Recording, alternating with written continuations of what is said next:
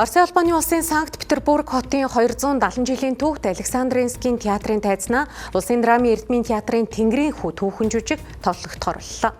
Монголын зохиолчдын хэвлэлийн шагналд цог нэмхийн зохиол, төрийн сойрхолт, урлагийн гавьяа зүтгэлтэн Наранбаатрын найруулга тус бүтээлээр Александринскийн олон улсын театрын наадмыг 2026 оны 9-р сарын 4-5-ны өдрүүдэд нээхээр болсон нь онцлог үйл явдал болчихно. Александринскийн театрын ерөнхий захирал Александр Малич Монголын уран бүтээлчдээс бүтээллээ толилуулахыг албан ёсоор өргөсөн бөгөөд хоёр орны соёлын харилцаанд чухал хувь нэмэр оруулна хэмээн цагталтаа дурджээ. Тэгээ бидний хувьд бол яагаад Тэнгэрийн хүү жүжигийг сонгож одоо энэ фестивалд орж байгааг бол энэ бол бидний хүнөг үрний тухай, их шаны модууны тухай бид нэгдүгээр энэ бүтээлээрээ түүхээ урагшлуулж сурталчилж байгаа. Нөгөө тал дээр гээглийн үгийг энэ жүжигээр эхэлдэг, хүн төрлөختний түүх, дорноос монголчуудаас эхэлдэг. Учир нь тэнд төр байсан. Төрөө цогцлоож сая 100 олон ард түмэн болдог, түүхээ бичдэг гэж энэ жүжиг эхэлдэг. За энийг бидний бас нэг санаа байна. Дэлхийн одоо төрт улсын ангатгч нь бол хүнүүчүүд юм аа.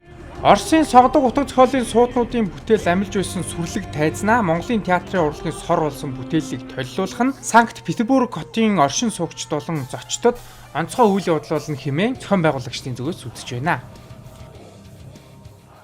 Мэдээж яг уран бүтээлч хүний хувьд гэх юм бол сэтгэл бас маш их өндөр байгаа. Тэгээд өөрөөдөө нийлснээр бол догдлол бол маш их байна. Юуны өмнө бол энэ чинь 270 жилийн түүхтэй Санкт-Петербургийн одоо Александринскийн театр гэдэг бол эзэн хааны театр. Тэгээ тийм учраас ийм нэр хүндтэй театрт бас манай Монголын уран бүтээл улсын драмын эрдмийн театрын Тэнгэрийн хүү жүжиг маань явах болж байгаа. Энэ газар бол явах гэж байгаад бол бас маш их баяртай байгаа. Бид нар яг тэр тайзныхаа онцлогт зориулсан шин найруулга, шин тавилтуудыг бас дэглэж, шинээр тайз декорацаа бас үйлдвэрлэж гаргасан. Тэгээд бэлтгэлийг бол бид нар 6 сарын 19-20-21-нд базаагаад үзэгчтэй хүргээд тестэд одоо харин жинхэнэ яг Александринскийн театрын тайзнаа тоглох хувилбараа болоод ингээ яг одоо бэлдээд ингээд дахин сэргийн санаад явж байгаа.